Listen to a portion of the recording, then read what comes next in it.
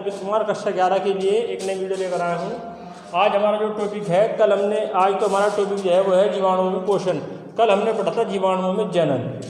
तो आज जो जीवाणु पोषण है, पोषण का मतलब वो किस प्रकार से अपना खाना खाते हैं, किस प्रकार से अपना भोजन बनाते हैं, उसके बारे में डिस्कस करेंगे।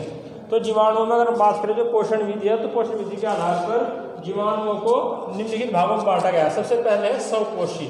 जो स्वपोषी का मतलब ये क्या करते हैं, ये प्रकाश या ऊर्जा या रसायन ऊर्जा का प्रयोग अपने भोजन के लिए करते हैं। प्रकाश की ऊर्जा के द्वारा या रसायन ऊर्जा के द्वारा क्या करते हैं, अपने भोजन का निर्माण करते हैं। इन्हें भी फिर दो भागों में बांटा गया है। नंबर 1 है प्रकाश संश्लेषी जीवाणु। जिस प्रकार के जीवाणु होते हैं उनमें क्या होता है, उनमें क्लोरोफिल से जो मिलते जुलते जीवाणु है वर्णक है वो पाए जाते हैं। इनके जो हमारा क्लोरोफिल है, क्लोरोफिल की सहायता से पौधे क्या करते हैं, अपने भोजन का निर्माण करते हैं, जैसे आपको मालूम है।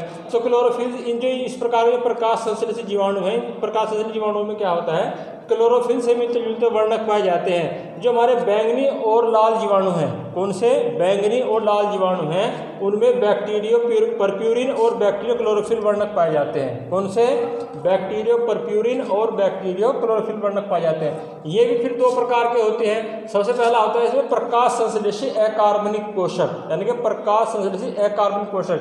इन जीवाणु में जो हाइड्रोजन दाता होता है वो अकार्बनिक पदार्थ होते हैं, यानी कि जो हाइड्रोजन देने वाले हैं वो कौन होते हैं, अकार्बनिक पदार्थ होते हैं। सबसे पहला इसमें है हरे गंधक जीवाणु। इन जीवाणु में क्लोरोबियम और क्लोरोफिल वर्णक ये क्या करते हैं, ये पाए जाते हैं। और ये CO2 का जो ऑक्सीकरण है वो H2S के द्वारा करते हैं और फिर हमें क्या प्राप्त होती है, हमें सल्फर प्राप्त होती है। जो हमारे हरे गंधक जीवाणु हैं इनमें क्लोरोबियम क्लोरोफिल वर्णक पाए जाते हैं और ये जीवाणु क्या करते हैं, CO2 का ऑक्सीकरण H2S के द्वारा हाइड्रोजन सल्फाइड के द्वारा करते हैं और लास्ट में हमें क्या प्राप्त होता है, सल्फर प्राप्त होता है। इसका जो एग्जाम्पल है वो है क्लोरोबियम जीवाणु, जो हमारे हरे गंधक जीवाणु है। उसके बाद है बैंगनी गंधक जीवाणु। जो बैंगनी गंधक जीवाणु होते हैं इनमें बैक्टीरिया क्लोरोफिल वर्णक पाया जाता है, जो सल्फर यौगिकों से ऊर्जा प्राप्त करके अपने भोजन का निर्माण करते हैं। यानी कि जो हमारे ये क्या इनमें जो बैंगनी गंधक जीवाणु है इनमें बैक्टीरिया क्लोरोफिल वर्णक पाया जाता है और ये क्या करते हैं, सल्फर यौगिकों से ऊर्जा प्राप्त करके अपना भोजन बनाते हैं। इसका उदाहरण है क्रोमेटियम। उसके बाद बात करेंगे नंबर 2 प्रकाश संश्लेषी कार्बनिक पोषक। ये था हमारा प्रकाश संश्लेषी अकार्बनिक पोषक। अब है हमारा कौन सा, प्रकाश संश्लेषी कार्बनिक पोषक।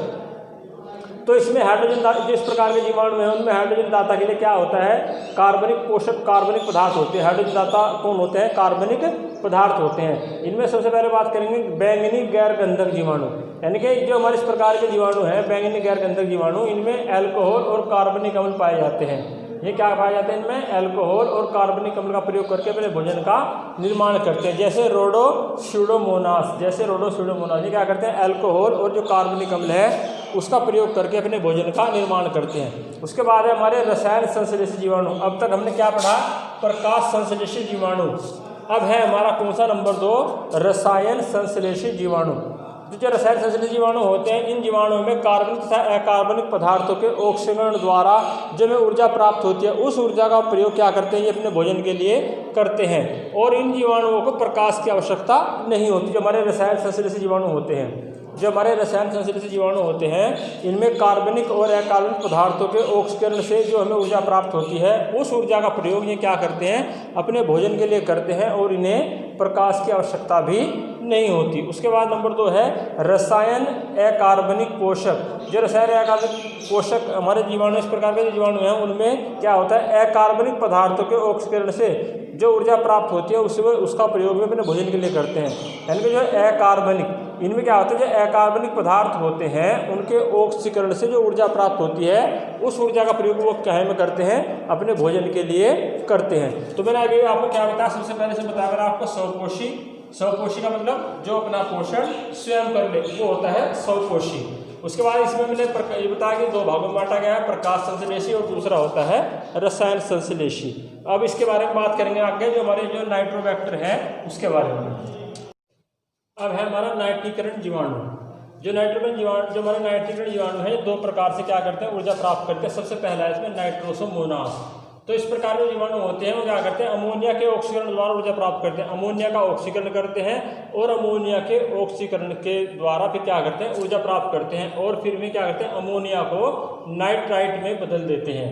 उसका बाद नंबर 2 है हमारा नाइट्रोबैक्टर। इस प्रकार जो हमारे जीवाणु होते हैं वो क्या करते हैं, नाइट्राइट को नाइट्रेट में बदल देते हैं और फिर ऊर्जा प्राप्त करते हैं। यानी कि जो हमारे नाइट्रोबैक्टर जीवाणु हैं ये क्या करते हैं, नाइट्राइट को नाइट्रेट में बदल देते हैं और फिर ऊर्जा प्राप्त करते हैं। लेकिन जो नाइट्रोसोमोनास है वो नाइट्रोसोमोनास क्या करता है, वो अमोनिया को नाइट्राइट में बदलता है, और जो नाइट्रोबैक्टर है वो नाइट्राइट को, जो नाइट्राइट बना इस नाइट्राइट को फिर क्या करते हैं, नाइट्रेट में बदल देता है और ऊर्जा प्राप्त करता है। फिर बी है इसका गंधक जीवाणु। जो हमारे इस प्रकार के जीवाणु होते हैं वो गंधक युक्त जो हमारी एस्ट्रेस होती है, यानी कि जो जिस हाइड्रोजन सल्फाइड में गंधक होती है उसमें से क्या करते हैं, गंधक को अलग कर देते हैं। और इससे फिर जो हमारा गंधक का अम्ल है यानी कि H2SO4 है, हाइड्रोजन हमारा जो सल्फेट है, जो हमारा हाइड्रोजन गंधक का अम्ल है वो हमें क्या प्राप्त होता है। जैसे थायोबैसिलस, जो थायोबैसिलस जीवाणु है वो गंधक जीवाणु काम करते हैं। वो क्या करते हैं, जो हमारी गंधक युक्त H2S हाइड्रोजन सल्फाइड है उसमें से गंधक को अलग कर देंगे और फिर हमें क्या प्राप्त होगा, गंधक का अम्ल प्राप्त होता है। इसका जो उदाहरण है वो थायोबैसिलस है। फिर उसके बाद नंबर सी है हाइड्रोजन जीवाणु। हाइड्रोजन जीवाणु क्या करते हैं, वो हाइड्रोजन को इस प्रकार के जीवाणु, जो हाइड्रोजन जीवाणु होते हैं हमारे, क्या करते हैं, हाइड्रोजन को जल में बदल देते हैं। क्या करते हैं, हाइड्रोजन को जल में बदल देते हैं, जैसे हाइड्रोजिनोमोनास। जैसे एग्जाम्पल क्या है इसका, हाइड्रोजिनोमोनास। फिर हमारा नंबर 4 है इसमें, वो है लोह जीवाणु।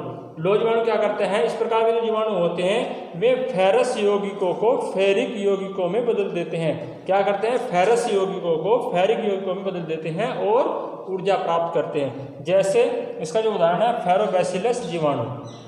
उसके बाद बात करेंगे नंबर 2 रसायन कार्बनिक पोषक। इससे पहले मैंने क्या पढ़ा था, रसायन अकार्बनिक पोषक। तो ये है हमारा सेकंड इसमें रसायन कार्बनिक पोषक।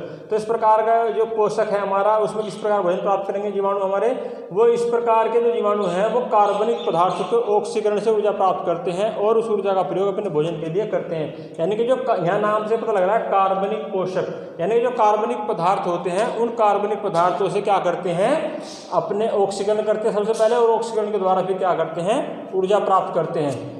तो नंबर 2, फिर इसमें नंबर 1 है हमारा मीथेन जीवाणु। ये क्या करते हैं, इस प्रकार के जीवाणु होते हैं, जो मीथेन जीवाणु होते हैं, वो मीथेन जीवाणु मीथेन को कार्बन डाइऑक्साइड और जल में बदल देते हैं। जो मीथेन जीवाणु होते हैं वो क्या करते हैं, वो मीथेन को कार्बन डाइऑक्साइड और जल में बदल देते हैं। जैसे इसका उदाहरण है मिथेनोकोकस जीवाणु। उसके बाद नंबर 2 अगला है हमारा पॉइंट, वो है विषमपोषी पोषण या परपोषी। देखो विषमपोषी या परपोषी, पर का मतलब दूसरा, जो अपना भोजन दूसरों से, अब तक हमने पढ़ा था क्या इसमें, वो पढ़ा था हमने प्रकाश संश्लेषी, यानी कि जो अपना भोजन स्वयं बना ले।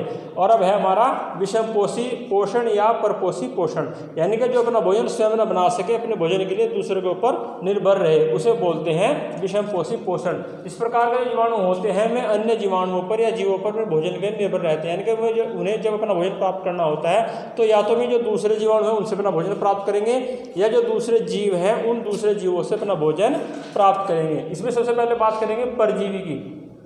परजीवी, पर का मतलब दूसरा, जीव का मतलब जीवित रहना, जो दूसरे के ऊपर जीवित रहे उसे बोलते हैं परजीवी। जिस प्रकार के जो हमारे जीवाणु होते हैं वो क्या करते हैं, जीवित जीव जंतु हों या जीवित पौधे हों उन्हीं से अपना भोजन प्राप्त करेंगे। जो परजीवी होते हैं वो जीवित जीव जंतुओं से या जीवित पौधों से क्या करते हैं, अपना भोजन प्राप्त करते हैं। जैसे स्ट्रेप्टोकोकस जीवाणु, ये इसका उदाहरण है सबसे बढ़िया।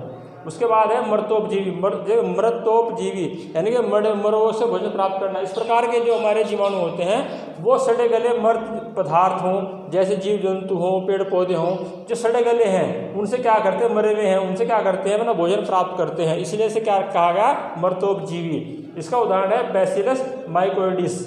उसके बाद है सहजीवी। सहजीवी का मतलब साथ साथ रहना, एक दूसरे को लाभ पहुंचाना। तो इस प्रकार के जैसे हमारे लेग्यूमिनेसी कुल की एक हमारा पौधे होते हैं, लेग्यूमिनेसी एक हमारी फैमिली होती है, उस फैमिली के जो पौधे होते हैं, चना है, मटर है, सेम है, तो इस प्रकार के जो हमारे पौधे होते हैं उनकी जड़ों में, हम ये कह सकते हैं कि जो हमारे दाल वाले पौधे होते हैं या फलीदार पौधे होते हैं उनकी जड़ों में छोटी छोटी गांठें पाई जाती हैं, और उन गांठों में एक जीवाणु होता है, एक बैक्टीरिया होता है, उसका नाम है राइजोबियम। वो राइजोबियम क्या करता है, वो जो नाइट्रोजन, जो वायुमंडल की जो नाइट्रोजन है उसका क्या करता है, अवशोषण करता है, यानी कि भूमि में जो नाइट्रोजन की जो शक्ति प्रचुर मात्रा है उसे बनाए रखता है। इससे क्या होगा, इससे हमारी जो भूमि है उसमें नाइट्रोजन की पूर्ति होती रहेगी और उससे नाइट्रोजन की कम आवश्यकता पड़ेगी। तो जो हमारे इसका जो उदाहरण है वो है राइजोबियम लेग्यूमिनिसेरम, ये इसका सबसे बड़ा उदाहरण है सहजीवी का। तो आज बच्चों हमने जो बात करी वो करी हमने जीवाणुओं के पोषण के बारे में। उम्मीद करता हूँ कि ये वीडियो आपको पसंद आएगी और आप इसे ध्यानपूर्वक देखेंगे। अगर फिर भी कोई आपको कन्फ्यूज़न है, कोई आपकी प्रॉब्लम है, तो आप मुझसे शेयर कर सकते हैं, मैं उसे दूर करने का प्रयास करूँगा। अब अगर इसके बाद जो हमारा जीवाणु वाला जो क्वेश्चन है, जीवाणु वाला क्वेश्चन हमारा, मैंने इसके जो मुख्य लक्षण है वो बताया आपको, उसके बाद मैंने इसके जनन के बारे में बताया आपको, आज इसके बारे में पोषण के बारे में डिस्कस किया। तो आज अभी हमारा जो जीवाणु वाला क्वेश्चन है ये कंप्लीट हो चुका है। धन्यवाद।